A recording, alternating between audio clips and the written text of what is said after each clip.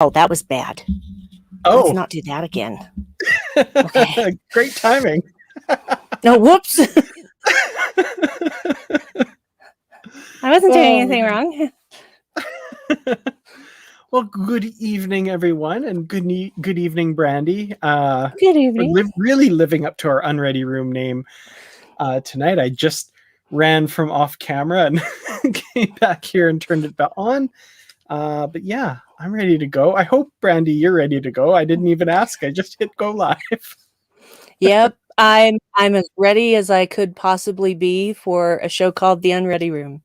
Awesome. That's perfect. Well, welcome, like I said, to everyone watching both currently live and later as we show this later on. I'm tired. I get it. I get it. I am tired too. I'm doing things like trying to put stuff in the freezer that belongs in the cabinet and vice versa. So yeah, I get that. I did this thing once where I woke up in the morning once. This was when I was younger, and there's a 2-liter box of milk sitting on my nightstand. I'm like, that's weird. So I grab it, go upstairs, open the fridge, and there's a full glass of milk sitting in the fridge. And I'm like, apparently I was very tired last night. So yeah. Anyway, we're not here to talk about that tonight. We're here to talk about the original series episode, The Tholian Web. And this was a lot of fun to rewatch. So I'm excited to talk about it tonight. Hi to all the regulars. Hey, everyone saying hello in the comments. TJ, awesome news about second dose coming soon. That's great. Mine's a week from Tuesday. Oh, very cool. Still waiting on my first. Darn Canada. That's weird, because I would have thought that Canada would have been more progressive than Utah when it comes to getting the vaccine out. It's one of those things that, like, we compare ourselves to the US all the time because we get so much US news. But apparently, according to some people, and I haven't independently verified this, Canada is 11th in the world for getting the vaccine out. So I guess we're doing okay. It's just the US is doing extremely, extremely well in that regard. So, well, congratulations to all y'all. Since there was a vaccine to put out, and people gotten gear to actually get it out. That has a lot to do with it. Yeah. Well, we'll catch up. Well, we won't probably catch up, but we'll get there eventually. So, yeah. Well, you have fewer people, so you will catch up, actually, as far as percentages are concerned. So just think of it that way. Yeah. We have a little bit of far-flung population in the far north and stuff that actually I think they're doing pretty good because they're handled federally. So that's better than our provincial governments. But that's all I'll say about that. So speaking of medication and vaccines, I don't think ours is a Theragun-based medication, but it's still... I don't know, looks like a tequila sunrise. Yeah. I mean, honestly, the color of that, I'm like, that is not something that you want to give everyone. Unless you want to get them drunk. Yeah. It was either that, or it also kind of reminded me of, that I haven't had it in years, but like that fluorescent orange McDonald's orange drink. That stuff that they give out when they have a big thing at events or something. And I'm like, I've never seen that on the menu at McDonald's. What is that? Where? Why? What is that? We'll never know. They're never going to tell, because if they told, then they wouldn't be able to put it out anymore. Is my guess. Still, like, I haven't had that since I was about 10. I don't know. I think now they just get coolers and fill it up with Gatorade now. I don't think that they have to go to McDonald's for that. That's weird. I just remember those big yellow McDonald's things. Anyway, we're already getting way off track, but that's my job. I am the person who drags everyone down tangent lane, kicking and screaming. That's what I do. I like it.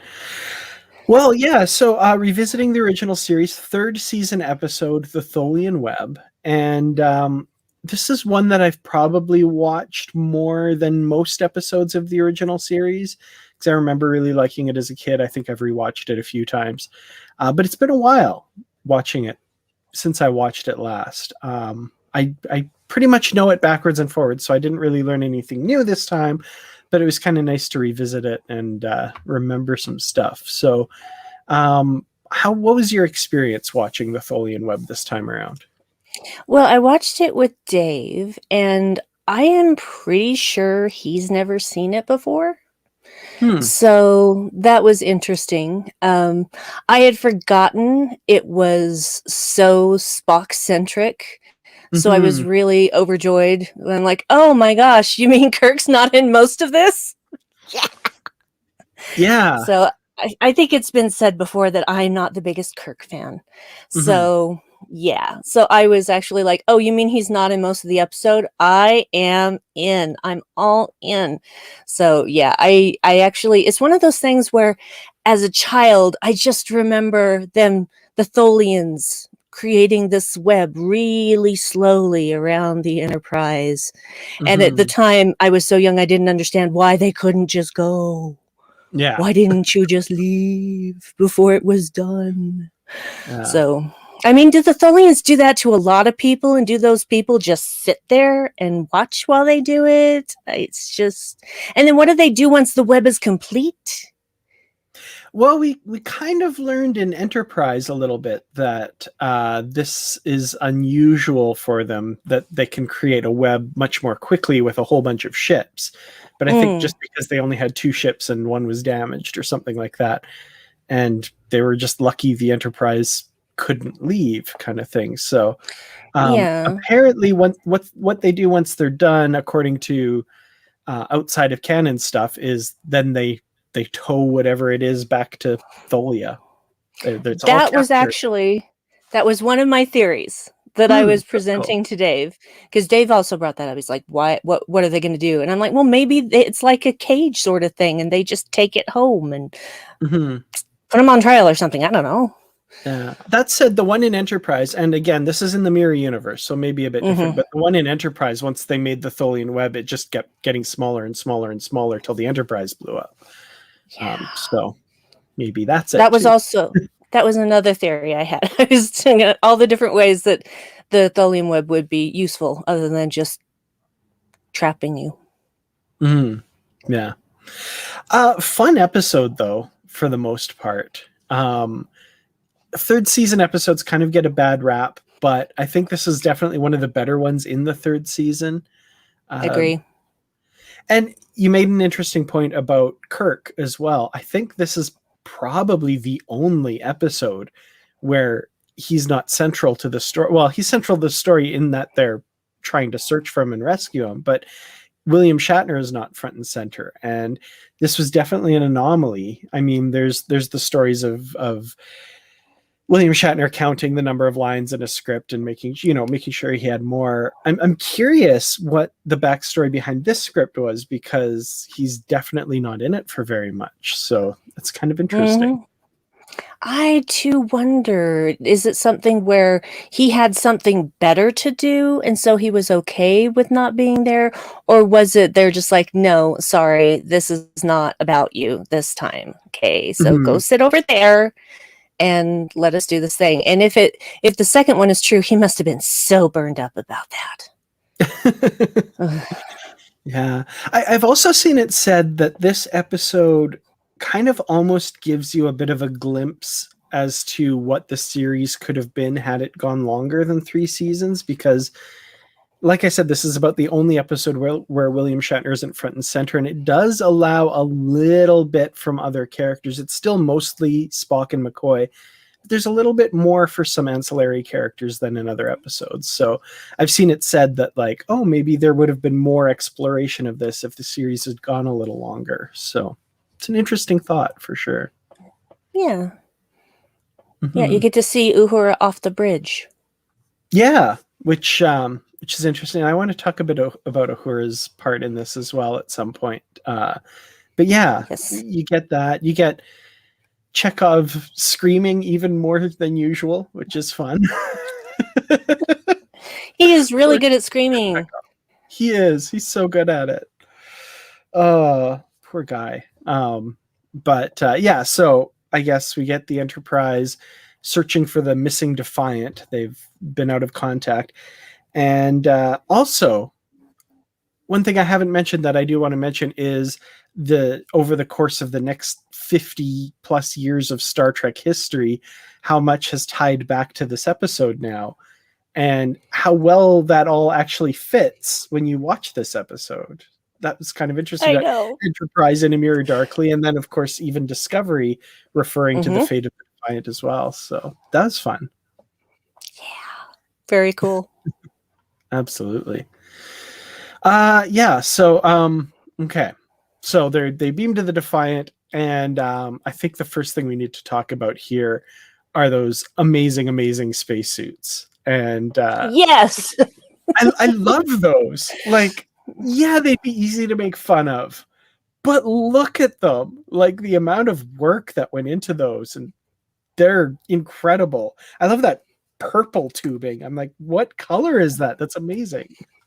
I love the built-in communicators right at like the bottom of the helmet.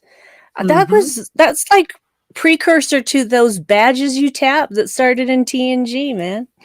Yeah, absolutely. I love that. I'm going to bring up a photo because you can, and it's amazing. Marg, who's in the chat today, thank you so much. She sent me a photo. She was, they were watching the Tholian Web, and a friend of hers has these Playmates figures that I want to open. They're amazing. I got to share this. Okay, I got the image open. I'm going to share. There we go. These are incredible. I love these. Oh, wow. Look at the detail. Isn't that crazy? Man, they nailed that. Oh, that's wow. so good. They really made that look good. I mean, that's what those suits look like.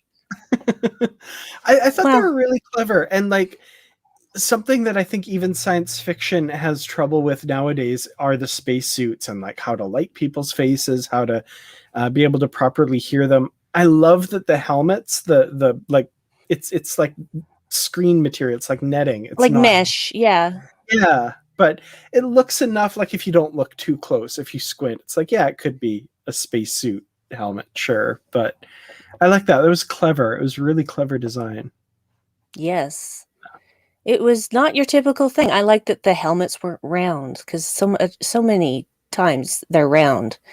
And yeah, I liked it. I liked the suits, and I like these Playmate figures. Those are amazing.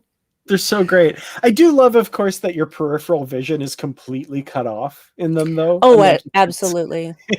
But yeah, whatever. That's pretty awesome. So thank you so much for sending that picture. I appreciate that. Yeah. And so, yeah, we get an idea that things are going wrong. McCoy's hand is passing through tables and people, and they're like, oh no, something's going on here. Also, I want to address Spock's line where Chekhov says, has there ever been a mutiny on the Federation starship before? And Spock says, absolutely no record whatsoever. Like, very definitively. That's because there was no record of that situation. See, no record of it, but we know what happened. Exactly. Everybody points to this line when they're saying like, oh, Burnham couldn't have mutinied on the Shenzhou in Discovery, because Spock gives this line. Spock himself mutinied in the episode The Menagerie. He gets charged with the crime of mutiny. Except it's not real. It's not a real trial. Yeah, okay. He wasn't really there. It was all this stuff that was a distraction so that they had time to get to Talos 4. And I think that's why there's no record of it, because Talos 4. Yeah, I bet in Spock's mind he's like, I wasn't convicted, so He I was wasn't even never found really guilty. charged. Yeah, Yeah. he wasn't actually charged because the Commodore wasn't really there. Yeah, So, yeah. exactly. No. Yep. All right. Okay. But anyway, I'm just gonna say Spock, you're being a little anyway. And that is a surprise how. Vulcans can't lie, right? A bull. They have been This shown to lie many times. this episode in particular was always the one that pops into my head whenever Spock says, I cannot tell a lie or I don't lie. And I'm like, the very end of this episode, he says, oh, well, between the emergency and all that, we didn't have time to look at your orders. He didn't actually finish. Lie. He didn't finish that That's sentence, true. though. That's true. He didn't He does actually kind of like, say those words. He's sneaky, yeah. that one. Mhm. Crafty Vulcan. Yeah, absolutely. Oh, man. So, yeah, we've got Kirk missing. They can't beam him back. And we've got this mystery where he keeps kind of popping up. However, people are kind of going crazy a little bit too because of where they are, this area of space. And Chekhov, as we kind of alluded to, is the first one to lose it and start screaming and get strapped down in sick bay. And I'm really curious what the script for Walter Koenig looked like that day and how he felt about writhing on the sick bay bed, making those noises he makes. Well, I believed what he did. That's the thing, is that he didn't phone that in. He was really disturbing during those scenes. And just the shot of him, not even the full body, but just of his hands as he's trying to get out of the restraints or break the restraints. And yeah, it worked for me because it felt real. It felt like he was really fighting to get free and just kill somebody. Yeah, absolutely. So I gotta ask, what's kind of your favorite aspect of this episode? What did you enjoy the most about this one? Spock being in charge. Yeah. I love me some Spock, you guys. So I always enjoy it when he is making command decisions, and Bones is always there second guessing everything that he does, because that's what McCoy does. That's basically what he's there for, is to play devil's advocate.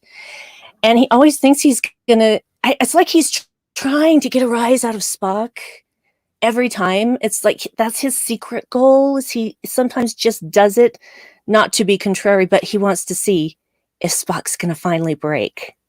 Never does. See, yeah. Sorry. I was ahead. Gonna say McCoy, as a child, Spock was my absolute favorite character in Star Trek, the original series. And McCoy is my favorite as an adult. This episode tests that a bit because McCoy is really, really irritating in this one. And some of his stuff he says to Spock is just right on the edge of, I mean, I think it's outright insubordination, but it is very much so. But it's just right on the edge of being really mean and hurtful. Whereas that's kind of the stereotype of McCoy. He's hurtful towards Spock. I don't think he usually is, but in this episode, I actually think he is. And it gets really annoying. And I kind of, in my head, I'm like, okay, everyone's on edge because they're in this area of space and it's making them go a little crazy. I'm like, okay, I'm going to blame it on that, because some of the stuff he says, when Spock says, I'm in command, and McCoy says, and that's a situation I'd like to remedy or something. And I'm like, whoa, buddy, what's going on here? And when he says to Spock that maybe Spock's worried that Kirk's final orders will change that situation, that he won't be in command. And I'm like, what, do you think he's going to put you in command? What's going on there? That part seemed really out of character. And then the one other line that just really pushes it for me is, oh shoot, I can't remember the situation in which it comes up, but McCoy says, are you worried that if they think Jim's alive, they're losing confidence in you? it's wishful thinking that the crew wants to see Captain Kirk alive because they don't have confidence in you. And I'm just like, dude, that was really low. Like, and Spock doesn't even acknowledge it. I'm like, oh, Of course not. Really it's meaningless. Yeah. And that's the thing, is like, even when he's saying, I'd like to remedy that situation, and he says, if you find that my decisions are not sound, relieve me of command. He's basically like, I'm doing what I can. Nothing's going to please you. Back off. Yeah. Either sideline me or shut up, basically. Mm-hmm. But, anyone else in that situation would have knocked McCoy out about halfway through the episode. Just punched him right in the throat. Yeah. So, but Spock, long-suffering Spock. And the thing is, as a child, I did like McCoy, and as an adult, I just see all the racial slurs that he's throwing at Spock throughout the series and the movies, and it's just like, it bothers me a bit. No, and I absolutely get that for sure. I do like McCoy because he's kind of the heart of the show, and I know there's the problematic aspects for sure, but he's normally just such a warm person underneath that gruff exterior that I really like, and I don't get that impression in this episode. And again, I'm just like, I'm chalking it up to the effects of the region of space.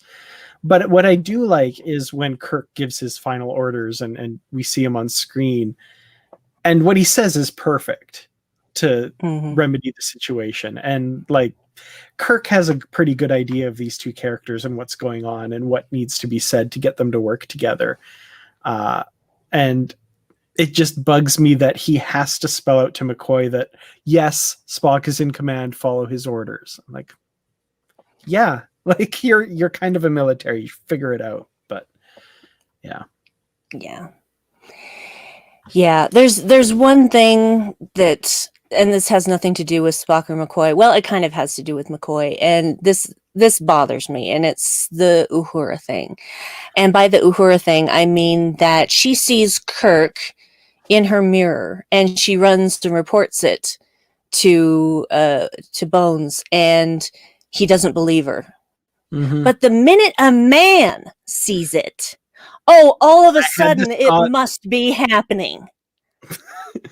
Yeah, it's not even that it's immediately accepted without question from the man, but it is the possibility is entertained as soon as Scotty sees him too. And yeah, that's a big problem. I know the last episode we talked about this very subject, about how in so many television shows, a character says they heard voices or saw something, and they're like, "Oh, you're crazy. Go talk to a psychiatrist. This is nuts." In Star Trek, it's usually, let's investigate everything, and only when we find there's no evidence of anything, then we say, well, maybe it's a psychological thing. In this case, this is one of those exceptions where Uhura says, I saw Captain Kirk, and McCoy's like, sure you did. Yeah. There are some extenuating circumstances. They're in this region of space and people are going crazy. Okay. But they should have still investigated. I get that. But the thing is, people going crazy, they become violent. They don't suddenly start seeing the captain. I mean, come on. A little bit of logic, maybe. And the fact that he's like, oh, no, you're starting to go mad. Like, really? Are you about to call her hysterical? Because if you do, I'm going to turn this off. Because hysterical is a sexist term. Now, the word hysterical was used in this episode at least once in reference to Chekhov, interestingly enough. Yes. But and if they had used it about a woman, I really would have been upset. But yeah.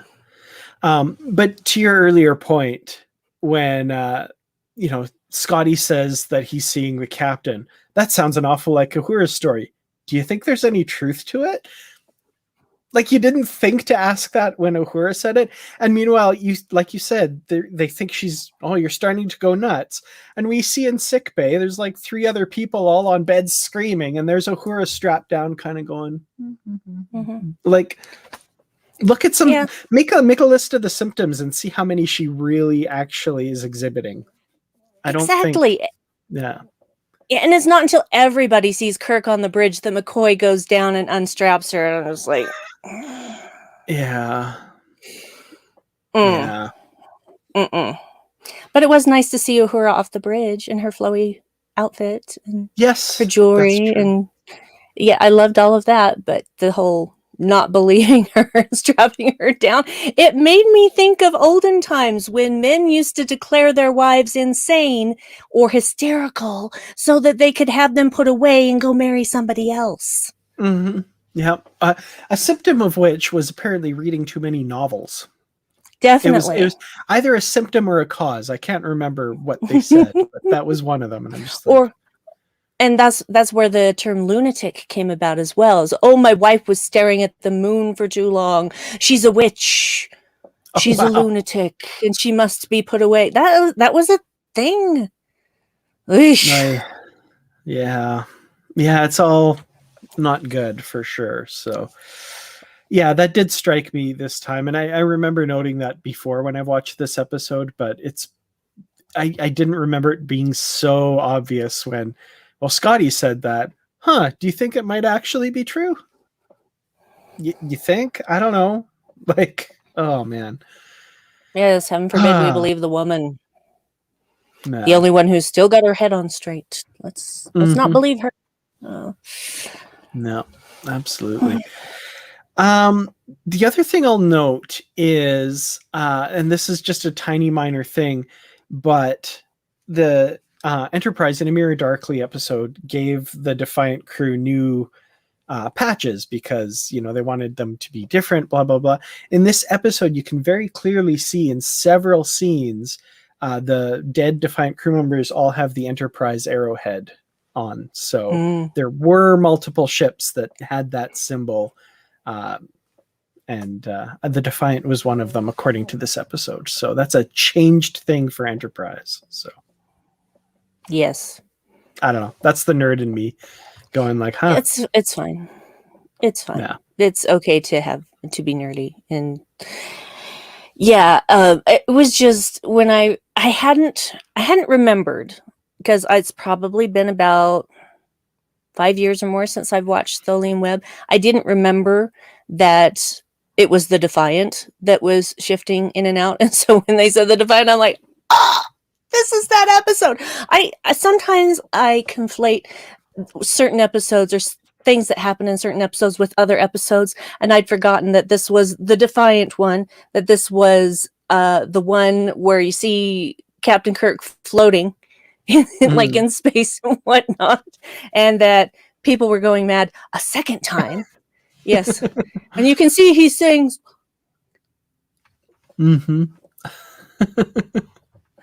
Yeah, anyway. Yeah, so much fun.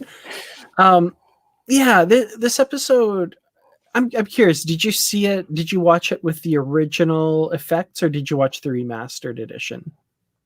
I've seen it so many times with the original effects that I didn't go hunting. I just went with the remastered version.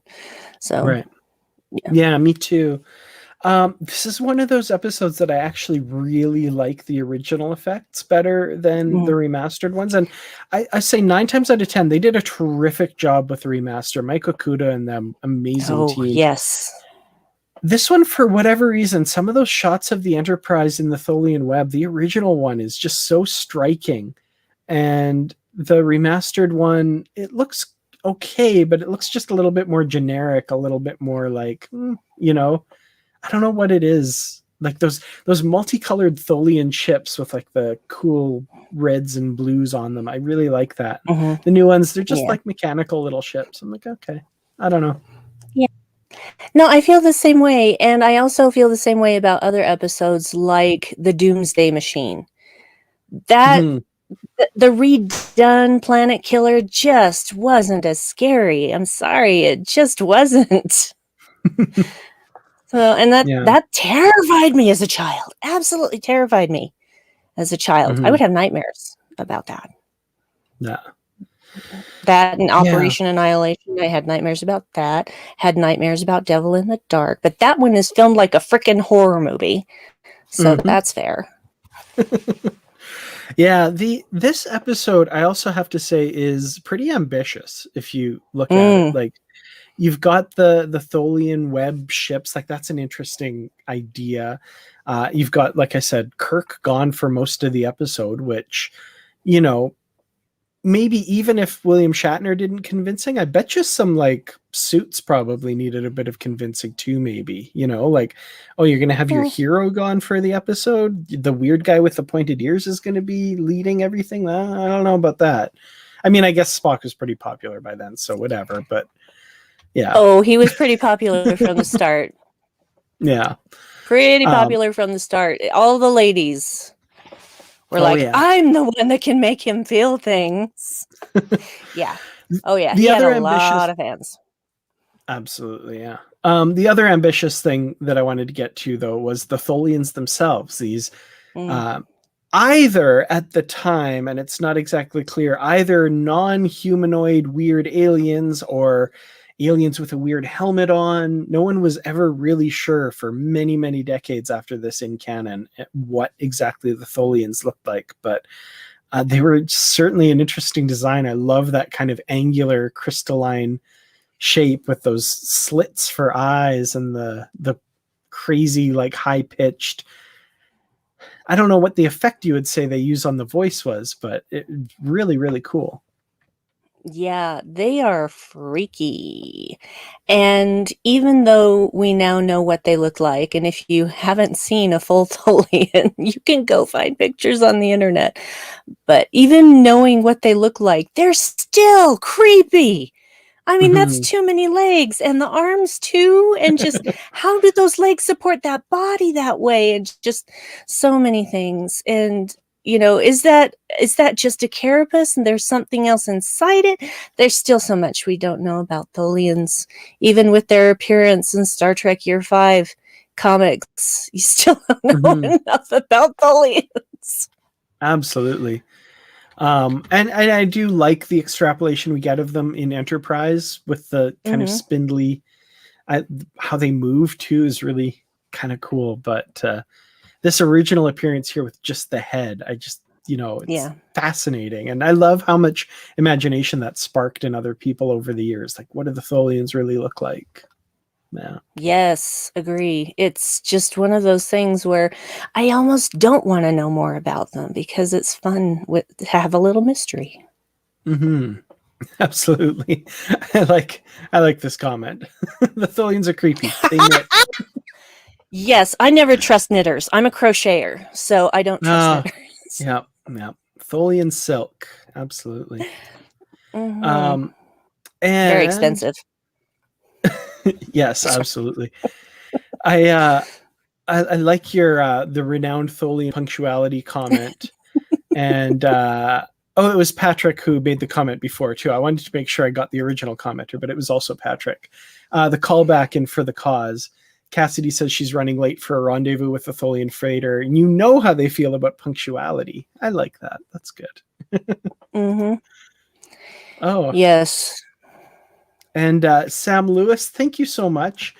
Greetings from the UK. Enjoying these episode discussions, even if I don't manage to catch you live every time. So thanks.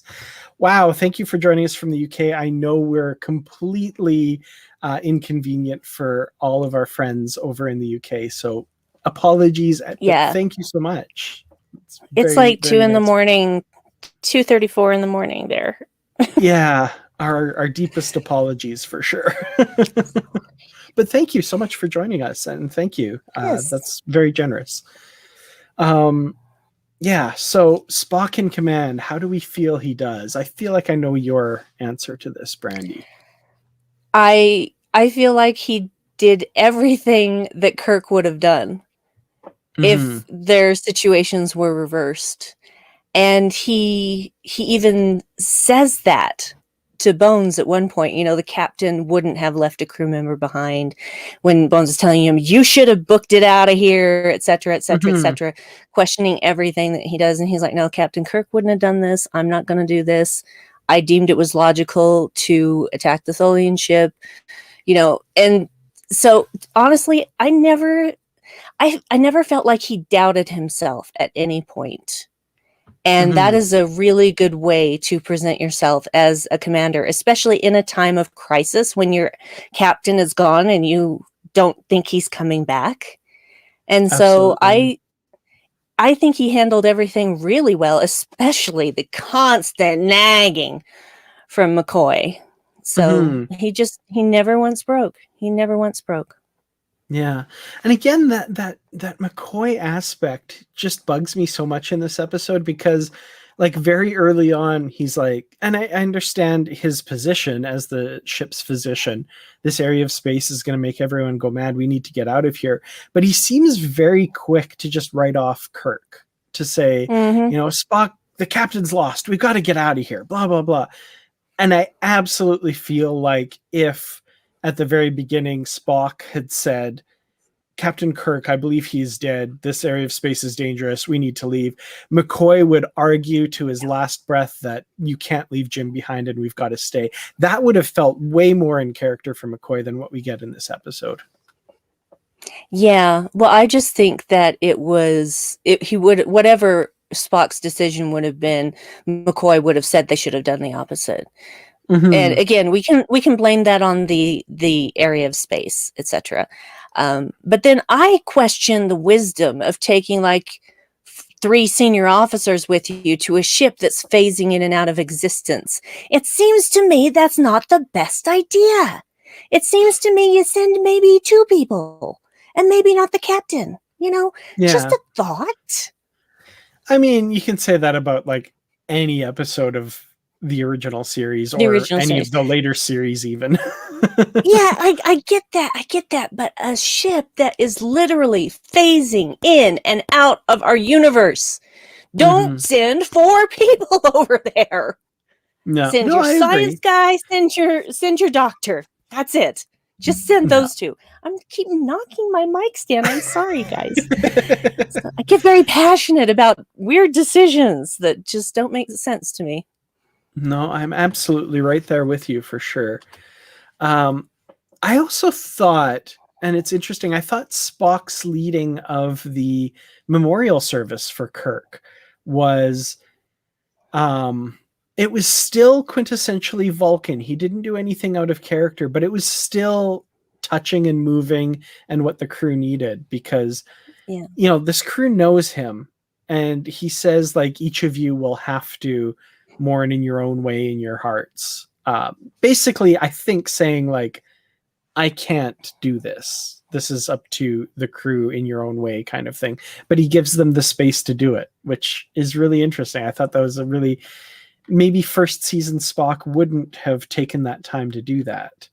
But here in the 3rd season, that character has evolved a bit. Like, I think about the Galileo 7, for example, where he's like, we don't have time to bury the bodies or anything like that. And they had to argue, like, no, Spock, we need to, it's like, fine, okay. But yeah, here he's giving that space for that. And I really appreciated that.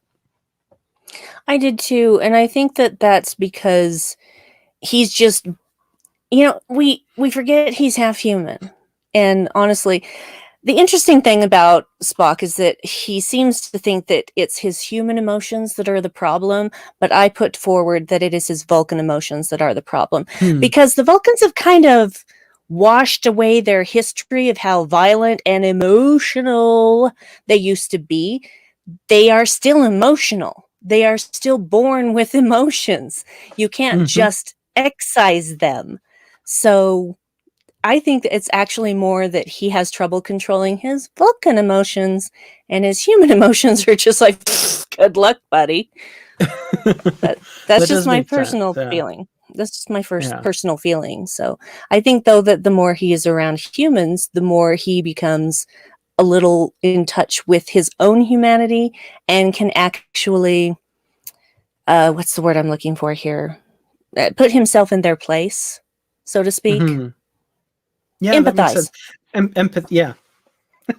I think we got there at the same time, but the delay in the video made it less so. Yeah. But yeah, absolutely. I don't want to keep harping on McCoy, but I just remembered the other thing he does in this episode that just really bugs me. Speaking of this memorial service, is McCoy says to Spock, there's a duty in the captain's quarters we have to go do. And Spock says, your job right now should be to work on the thing. And he's like, this will only take a few minutes. We need to do this. It's Jim's last request. Spock's like, okay, fine. They go to Kirk's quarters. And once they're in the quarters, McCoy berates Spock a bit more and then says, I got to go work on this stuff. And Spock says, no, our duty here is to look at these orders. And McCoy's like, I don't have time for this. Like, oh my God. Whoa. That Passive really aggressive, my word. Yeah, that really bugged me. I'm like, you were the one that insisted you come here. I don't know if that's a script writing problem or if that's a like we're gonna make McCoy really ornery in this episode, but it just bugged me. Well, he's doing his best not to succumb to the madness that's gripping the other people in the crew, and so he's having a difficult time, and it becomes like explosively angry for no reason, and forgets that he was the one that suggested this in the first place. I mean, you can actually rationalize that with with what's going on the ship. Yeah, and it's still not fun to watch. It's not fun to watch. The episode does do that, as the point is made here. Bones did offer a couple of apologies to Spock, and does say that like, maybe it's this area of space, it's affecting me, blah blah blah. But yeah, it's still annoying to watch. You're right. Mm-hmm. The other little thing that I kind of made note of is McCoy eventually comes up with this Klingon nerve gas, Theragun-based tequila medication. Sunrise looking.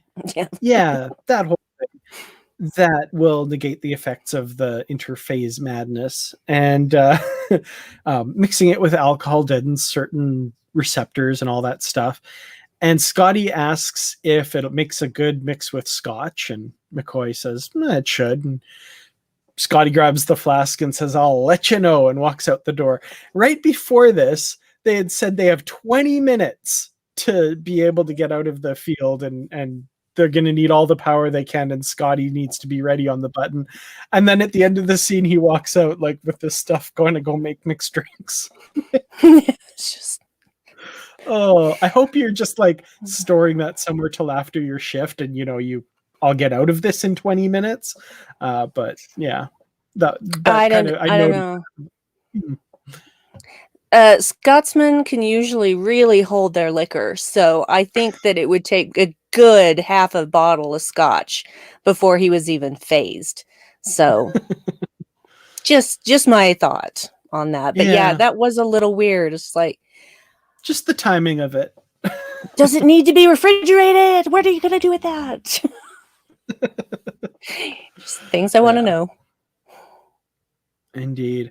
So yeah, they do manage to get out of the Tholian Web, and they have Kirk in the transporter beam as they do so they're able to bring him on board and rescue him, and we all get William Shatner in his extra long season 3 sideburns back at the end of the episode. And we get that scene where Kirk says, I hope my last orders helped you out, and McCoy and Spock do that kind of like, what are you talking about? Those, no, we didn't, there was too much, and the unfinished sentence, as you said. So I still think that counts as a lie. I don't, the technicality, I know that's a lie. It's fine. We've misled Kirk. Yes. Well, they were having fun at his expense for once, and they were united on that front. So I'll allow it. That is an interesting little flip of the script, which I do like, that the two of them are united against Kirk in that moment. That's a good point. I like that. It's different to what we usually see, for sure. And you don't see it really ever again. Yeah. Yeah, no. Yeah, maybe Star Trek V: The Final Frontier, because Kirk had to have everyone against him. But other than that, that's Honestly, I haven't been able to sit through that movie since I originally saw it in the theater, and I have tried. I have the Blu-rays. I have the Blu-rays, Uh-huh. but I tried watching it a while ago, and I just got about 15 minutes into it, and I'm like, I can't do this. I can't do this. I don't blame Just you. can't do it. I don't blame you. It's It's not just the worst wasn't fun. movie in the world, but it's Oh no. great. No, but I'm not going to choose to spend 2 hours of my life that way when I could be doing something else that I actually enjoy.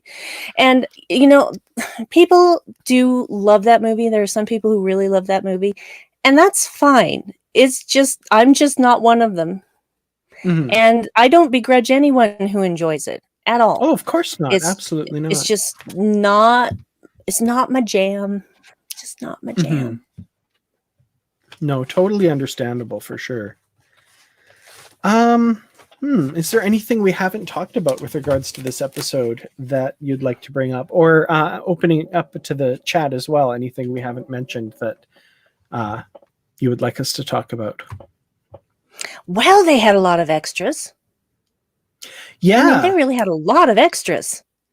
yeah, They had a lot of people being especially extras. for season 3.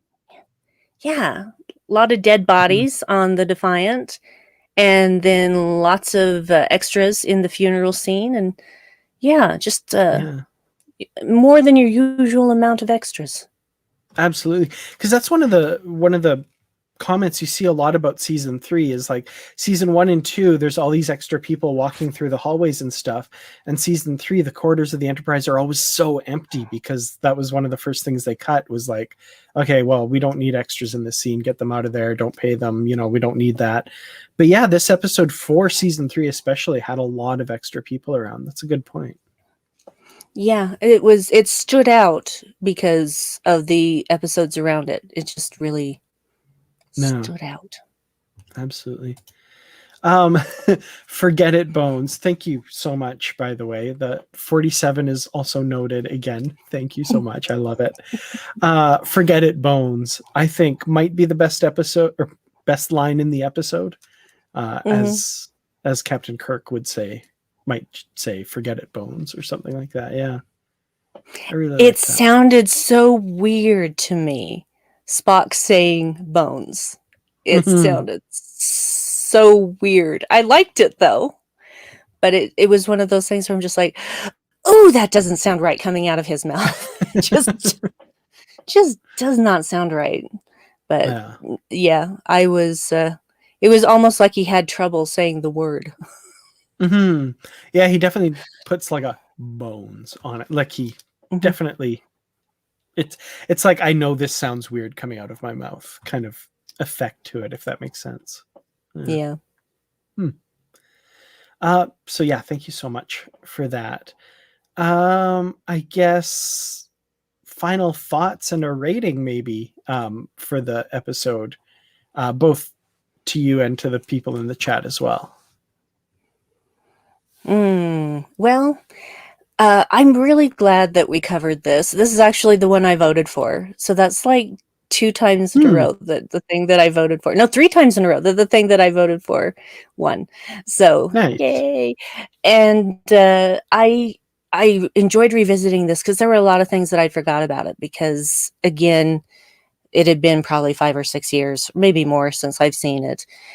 And I had forgotten it was so Spock-centric, and so I really enjoyed that aspect of it, especially. And it's the introduction of the Tholians, and they're just so creepy and unusual and mysterious, and then you never hear about them again in the original series.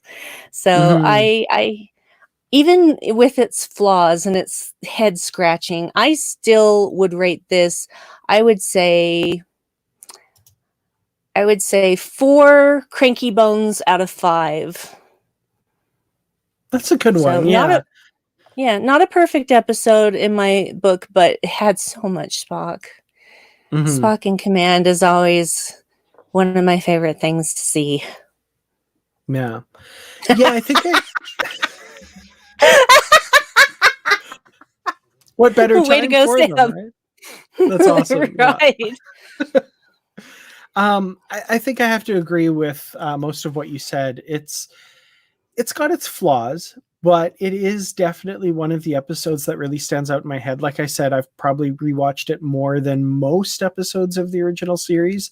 It's up there as far as one that kind of triggers my imagination a bit, and it, like I said, has triggered the imaginations of writers for years. There's been like 5 or 6 different fates of the Defiant if you take into account the non-canon stuff and all of that. So yeah, and then the Tholians, of course, introducing them here, and that kind of echoes throughout the rest of Star Trek. Not often, but when it does, it's really interesting. So yeah, I'd have to give it, I think, 4 out of 5. I was going to do little drinks, but that's not going to work now. 4 out of 5 really hysterical Chekhov screams, I think, is going to be my rating. So, the 5th one, it kind of just catches in his throat or something. I don't know. So, Yes. yeah. I hope people understand why hysterical is a sexist term, because it is referring to the women's reproductive area. And the fact that when women have their periods, they might get a little cranky. And you would too if you had blood gushing out of you and had cramps, like, someone was stabbing you in the belly. So you might get a little cranky too. Yeah. I mean, it's as soon as I learned the word hysterectomy when I was younger and made that connection, I was like, oh, that's, yeah, it's ridiculous. So yeah, no, it's yeah. I've always said our reproductive experiences are extremely unfair to women. Like, just biologically. Like, I'm so sorry. Good God.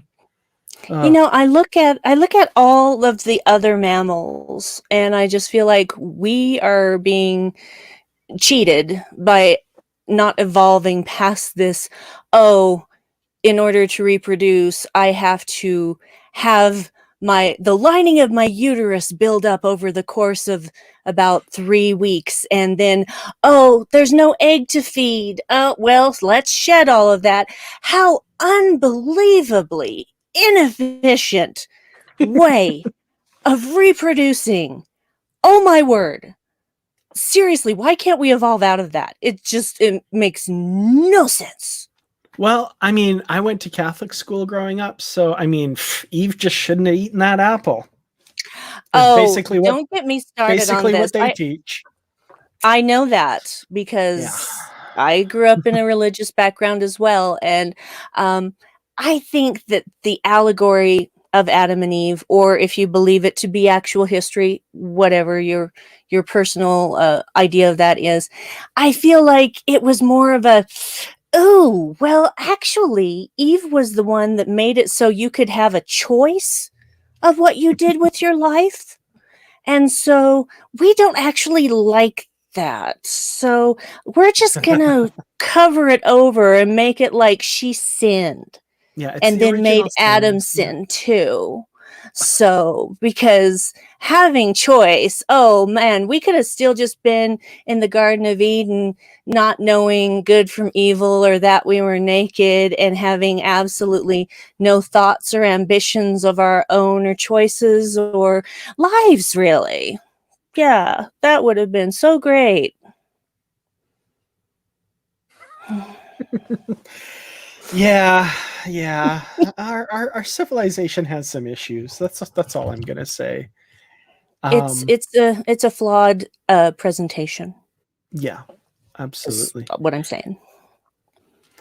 Well, should we decide what we're going to talk about in a couple of weeks? Yes. All right. So, as usual, the first 3 episodes / films, I guess, that we see in the comments.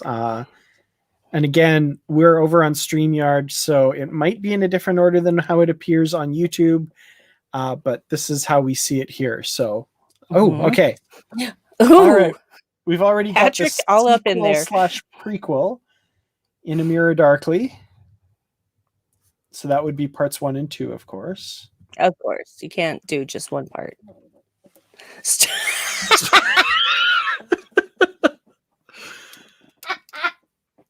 That would be Stormfront parts 1 and 2. I'm assuming. I made one little mistake and it has persisted for years. And honestly, it's funny to me. It's funny to me.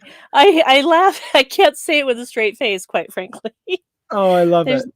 There's never a time where I say Stormfart without laughing. Oh man. I love it. So we've got In a Mirror Darkly parts 1 and 2, Stormfront parts 1 and 2. See, that's how it ended up being Stormfart. I was trying to say Gambit. Stormfart part 1, but it came out Stormfart. Gambit. Okay, that's so 3. It looks like we've got 3 2-parters. Interestingly enough. So do we want to do the random thing for our 4th one and see if maybe it'll end up on a 2-parter? That would be interesting if it does. I'm curious now. So we said out of 10, right? Yes, out of 10. Okay. So, all right. Shall I begin? All right. By all means. Hey Siri, give me a random number between 1 and 10. A random number between 1 and 10 is 5. Okay. You do that a lot.